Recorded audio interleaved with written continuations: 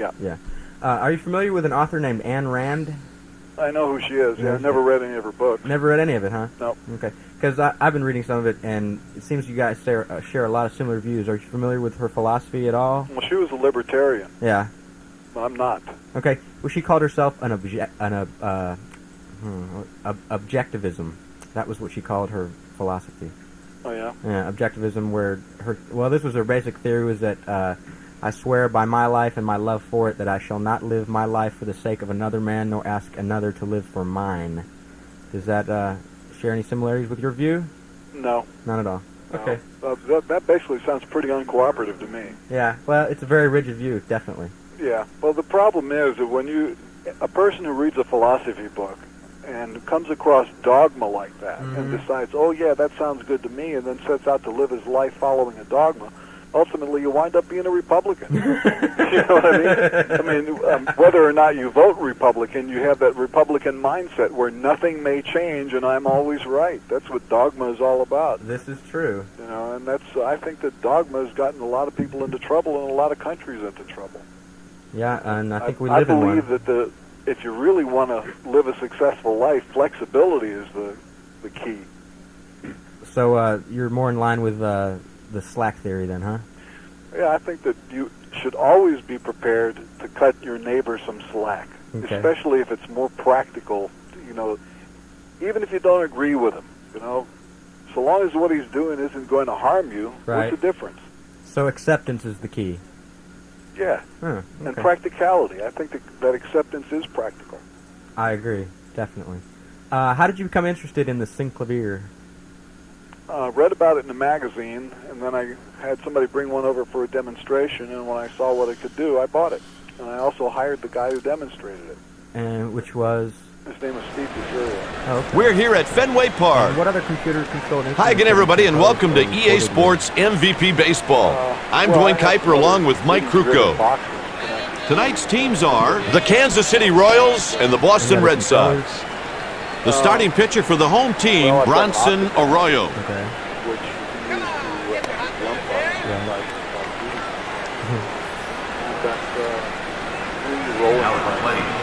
Center field. This righty's a good hitter. What is a foof puff? Well, most of the sounds that are in there sound like they're going foof when they come out, so I call it a foof puff. And then I have a rack of TX modules. And that pitch starts. Have you used any guitar synthesizers? I've bought the Synclavier guitar controller and tried to make it work, and it just doesn't work for me. There's a roller to the right to your side. style, huh? They make the play.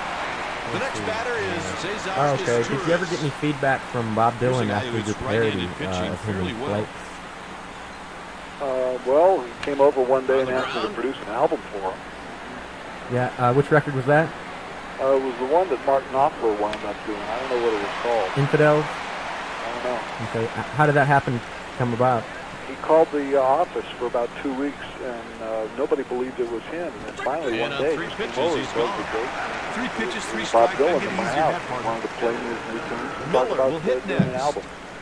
This So guy I is said, very okay, great against let's go do right-handed it. pitching, but he does And, alright. we scheduled everything Easy to do it, play and for then the he left calls me fielder. and says he needed a It's a vacation. 1-2-3 inning.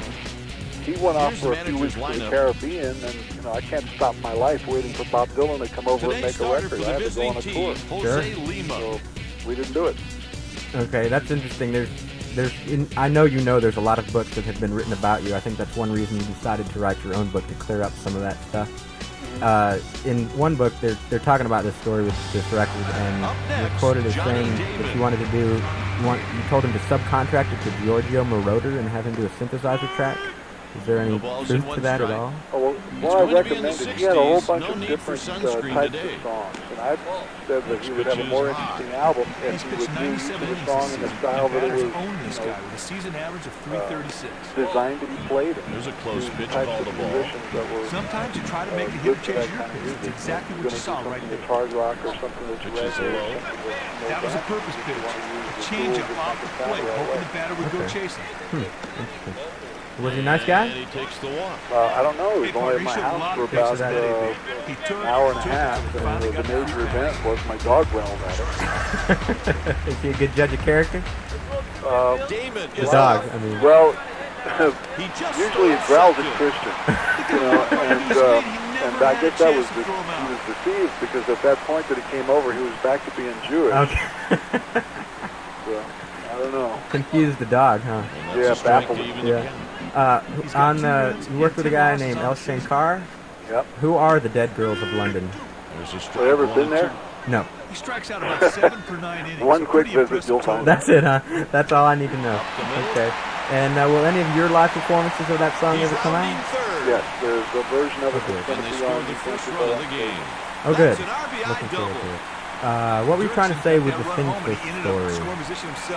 Basically, it's about two things. It's about the death of Broadway and the idea that AIDS was not a natural occurrence, that somebody manufactured it. Next up, Manny Ramirez. And who do you think? Where does that One mean? on and nobody out. What, who manufactured it? Strike Well, call on the first pitch. This guy usually I would pitches say the deep in chances game are when he that the starts. source You is will America. not see him tire out very often. Some laboratory underneath Virginia, then, huh? Yeah. Yeah. Okay. When will the remaining tracks from the London Symphony sessions be released on CD? There's a couple If the missing. hit goes to right field, Yeah, they the may problem not with wanna that run is it. it Right doesn't field's fit got a neatly cannon into for it. one CD because of the length of the Hey, stuff. Kai, if he was able to get ahead in the count, the batter never caught up. The only Good way to strikeout. do it is the parts that are missing aren't long enough to put out as one whole CD. And the only real way to do it is to Stepping in, David Ortiz. re-release it, This lefty equally batter dividing looks the forward time to between each two and discs. every And at-bat some people would against complain right-handers. because they already had the first pitch. Okay. We talked about a little bit about Studio Kansas City, but do you remember who the musicians are on Gregory Pecker? That was a purpose pitch. Any of A them? change up well, yeah. off the plate, hoping the batter There's a would lot go of different chasing. ones. Sometimes you in try to total, make a it's hit 40, chaser. I can Is tell that you. right? Exactly what you Some saw of the right people there. that are on What's like the core? He the walks him drummer on Chet 4 Thompson, pitches. the keyboards George Watch Duke, always seem to come percussion around is and hurt Randall you. He falls Richards, behind the batter and just never gets back into the at-bat. Bruce is Nixon playing is next. part of it. Bruce Fowler Lima is the trombone misses, player. and the count is 1-0. Earl Bumler This is dude the has a oboe bevy player. of pitches in his And arsenal. after that, I'd really have to scratch my head. Yeah, it goes on forever. There's a lot of stuff built into that Yeah, song. and the conductor is Michael Zurat. Oh, really? Nixon gets one to right. And one of the main lead vocals, I guess, the very introductory vocal is that used with a variable speed oscillator. Got a good pitch to hit right there. and Yeah, he I'm put it in the outfield for a narrator single. and Gregory. Okay. And the secretaries are George Duke. Okay. And what about Redunzel? Musicians? The bass player is a guy named Birdlegs Humans. The piano is George Duke. Drums are Chester Thompson. Bruce Underwood is This percussion. hitter enjoys modest success against right-handed And pitching. Birdlegs did the acoustic rhythm on Lima misses with a Secret as well, fastball. title track, Yeah. right? Yeah. Very nice work, too. Let's see. In 1964, you wrote and produced a single for a band called Mr. Clean. Remember that? It was 62. 62, Yep. even longer. The Who was pitch in is that hit to band? center field. Well, the band is me on drums, Run crosses the plate. guitar, Nothing spectacular there. Just a good old-fashioned base hit to get things going. Paul Buff on piano. Next up Oh, to really? plate, And Mike the lead Lowe. singer was a Marine who called himself Mr. That's a Clean. strike. All this guy's Oh, and gotta I'm do is playing the throw fuzz marginally bass on it, deep. too. They should score the run. And did you get the story as to why he called himself Bravo Mr. pulled Clean? down to the He was left a bald-headed side. Marine. Okay.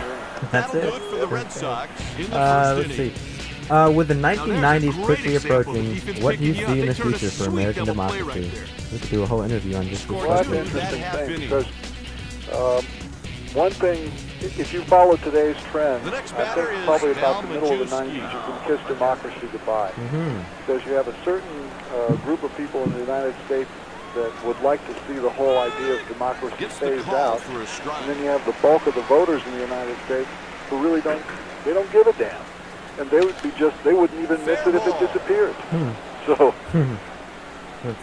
A dying art then, huh? use it or lose it. There you go. There you He's in go. there with a stand-up In the double. book chapter 12, America Batters Drinks at this and Goes level Marching, return you make some very misexecuted pitches into interesting hits all the points. time. Could you elaborate at all on the beer theory? Well, one of the things I say is we don't really know what's in beer. If you just take a look at the, people in this country are fond of statistics and surveys. Take a look at the behavior of people who drink beer. People who drink beer tend to do certain types of physical activities and social activities that people who don't drink Gets beer it to the pitcher covering third. engage in. Easy out. You know, just like one day they discovered saccharin gives you cancer, maybe they'll find out one day that beer makes you weird. I think it's already made plenty of people weird, huh? Yep. We got some more calls. This is from Tom here in Dallas. Wants to know, what would it take for you to run for public office, especially after your experiences with Kipper Gore and Congress? Well, one thing's for sure, I ain't going to pay for it myself.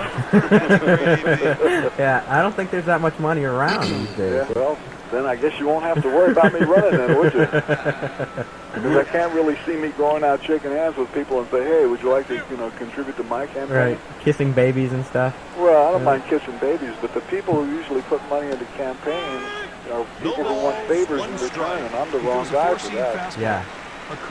Well, we're glad you stand by what you say, Frank. Get to left field. Somebody needs to do that. See, Stephanie here in Dallas wants to know on Joe's Garage, and I guess she wants to know, let's see, Joe's Garage, Crew Sluts, and Why Does It Hurt When I Pee, Chunga's Revenge, The Clap, Road Ladies. Was there some type of statement about sexually transmitted diseases that early? Pretty clever there. Yes, that's all about sexually transmitted diseases. Yes, indeed. Very good, Stephanie. And what was the genre of songs? Let's see. Was that genre of songs, does it have roots in the song Mud Shark? No, because Mud Shark isn't about sexually transmitted disease. No, it's more like about Wanna Dick. It's more about, what certain people in a certain rock and roll band did with a girl and a fish. Okay. Yeah, the chapter in the book, the one we've all been waiting for, that I could read a whole book on that thing.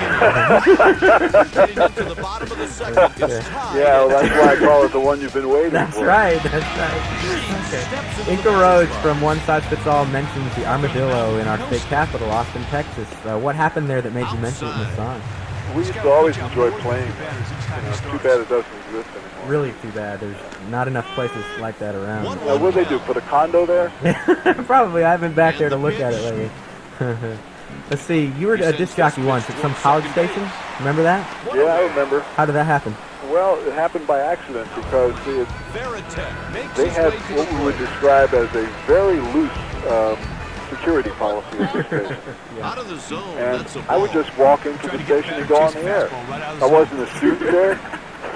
Daily? Just daily? You'd walk in? No, once a week. I got away with it for about 3 weeks before they caught me. Unbelievable. And now on the mystery disc, there's an excerpt of you playing the piano, right? Yeah, it was from the Uncle Frankie show. Right. And what else did you play besides what we found on the mystery disc? That was it. I was just, fiddle around the piano, play records.